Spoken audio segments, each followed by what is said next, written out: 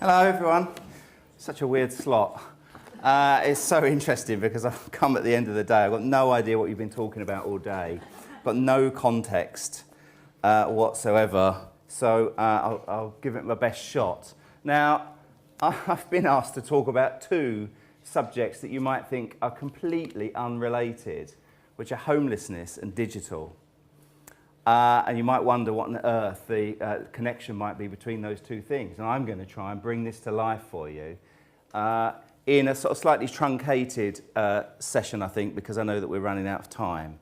So I'll keep it brief. In fact, this slide tells you everything you need to know about homelessness and digital. You probably don't see quite yet why, so I'll explain it to you. I love this. I love this. This is a genuine newspaper headline.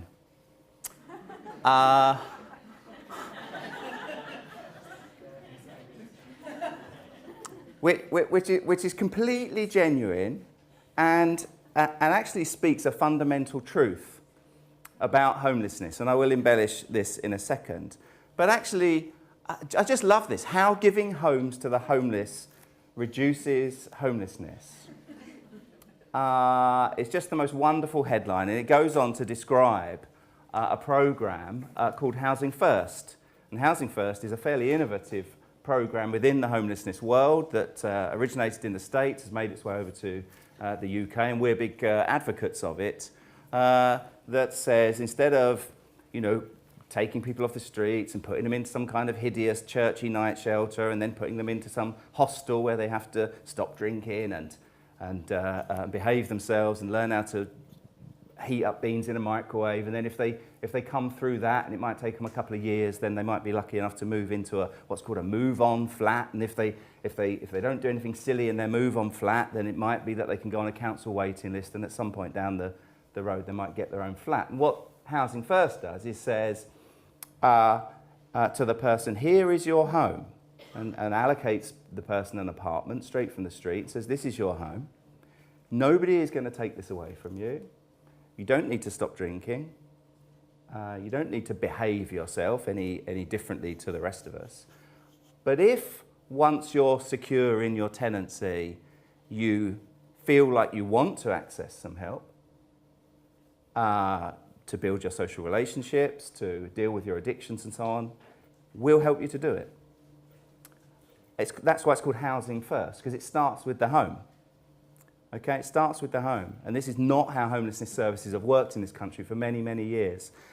In this country, we treat a home, a house, as the prize that you win for being good, for working hard, for saving up all your money, for paying your bills and so on. That's the way we think about property in this country. We don't have a human right, we don't have a right to housing in this country.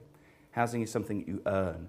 And so for many people experiencing homelessness, this is so far away. So this headline is actually revolutionary in its simplicity, and it's hard not to find it kind of ironic because it's so obvious, but actually it speaks a great truth.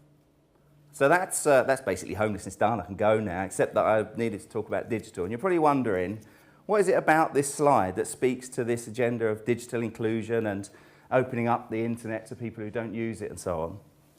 And the clue is in the bar at the top, the tabs. So if you look at the tab, this is a screenshot from my computer. If you look at the tab in the top right-hand corner, you'll see that I had to Google how to take a screenshot. Because I didn't know how to do it. I didn't know how to take a screenshot. Me, a chief executive of a £6.5 million organisation that employs 60-odd people, I didn't know how to take a screenshot. I had to Google it because I wanted to show this to you. So that says something, doesn't it, about the steep curve that some of us have to really engage with this kind of agenda. So how many people saw a homeless person or a beggar on their way here this morning? Yeah.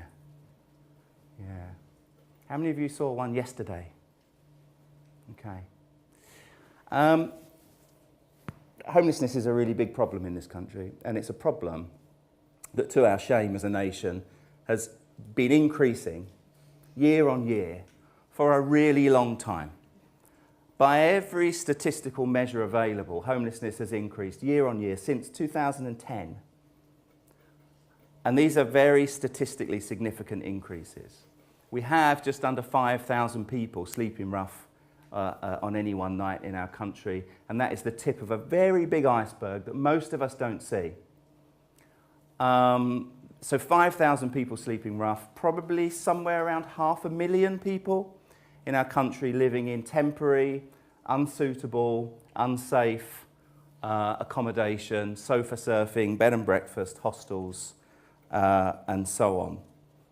So we have a very significant problem that we absolutely understand the causes of, to be clear about this. People say, why? Why is it so bad? We know why it's so bad, okay? We know why it's so bad. We know it's bad because we haven't built enough houses, enough homes for donkey's years in this country. And because we don't build enough homes, we have to rent from the private sector. That puts landlords in positions of power. And landlords generally are landlords to make money, so they don't like poor people. And they definitely don't like poor people on universal credit who are constantly in arrears.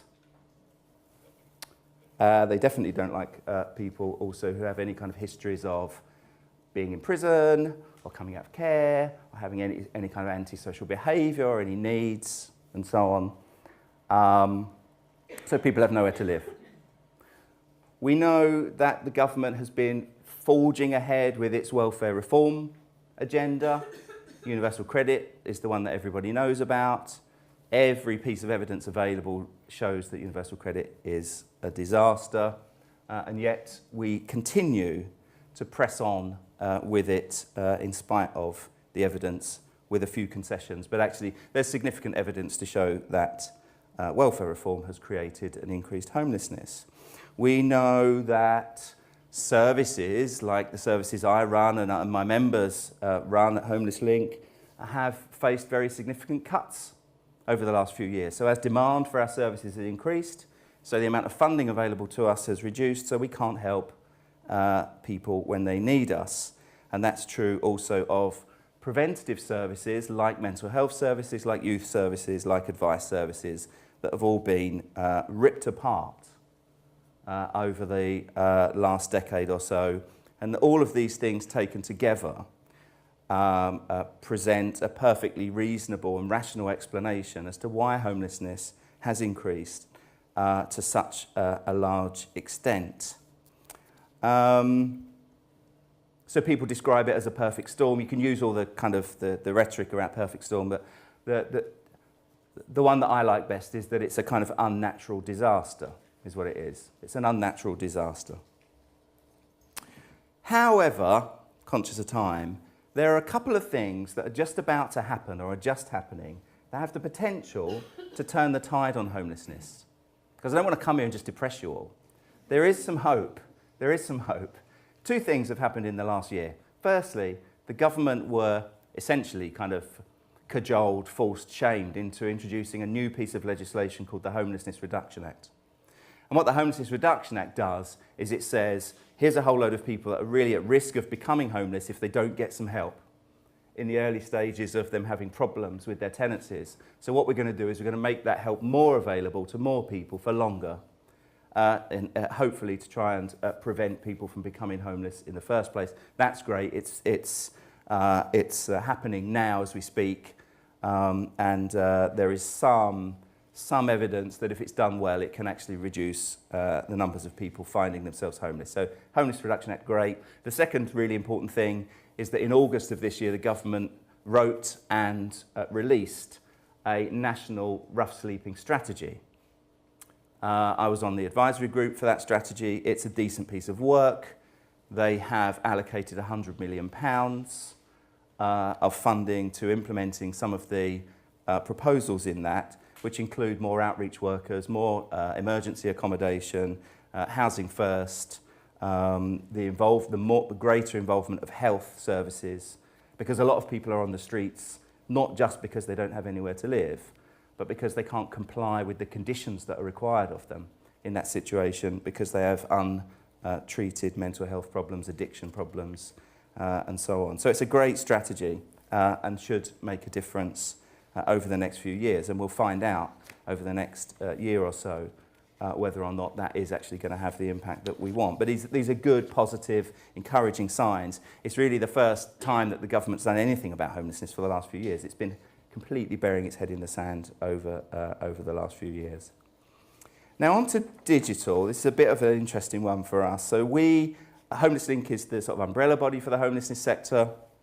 We're a membership organisation. We have about 770 organisations in membership, so that's pretty big.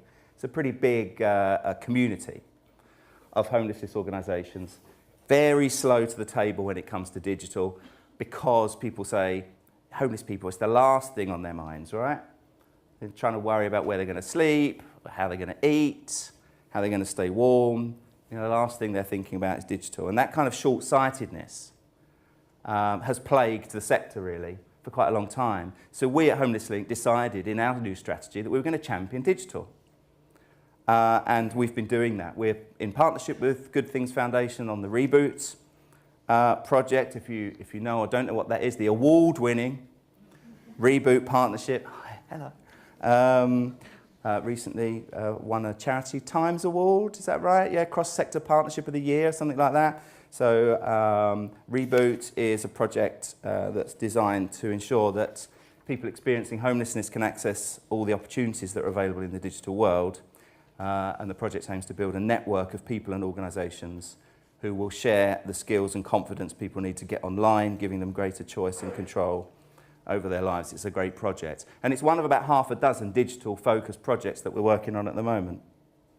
We also, Homeless Link, weirdly, we also own and run a software company called Inform. And Inform is essentially a CRM system, which is built on a Salesforce platform, if you know what Salesforce is. So we're a partnership with Salesforce to be able to offer low-cost licenses to organisations, frontline homelessness organisations, to help them with their case management and so on. It's been very successful, and it also feeds something called Data Lab. So all of the organisations out there that have Inform, about 100-odd organisations, feed their data into something called Data Lab, which we can then crunch down, and it gives us information about the state of homelessness really in this country, and we can use that in our policy campaigning work, so that's great. We also run something called StreetLink. I don't know if any of you have heard of StreetLink, but StreetLink is a national system that enables you, if you're a member of the public and you see somebody sleeping rough, you can basically download, you can have an app on your phone, or you can go online, or you can phone a 24-hour phone line. If you see somebody sleeping rough, you can call StreetLink or make an alert using the StreetLink app to say, there's this person sleeping outside the doorway in Argos in Holborn, and report them, and we will then send somebody out to them. And what's really clever about StreetLink is that if you've made the referral, we follow up to let you know what happens to the person. And that's been really, really powerful in terms of public engagement. We set that project up 5 years ago. We've had 100,000 referrals in 5 years. So it's a fantastic project. And some of our members are doing some amazing work on this. I'll just name a couple. Beam. Beam is another organisation that's won a couple of awards. It's essentially an app, it's a crowdfunding app that enables you to sponsor individual homeless people who want to access employment training in order to get back to work. They've only been going 2 years. I think they've had 6,500 donations. They've raised just under 200 grand through that. It's great. Greater Change in Oxfordshire.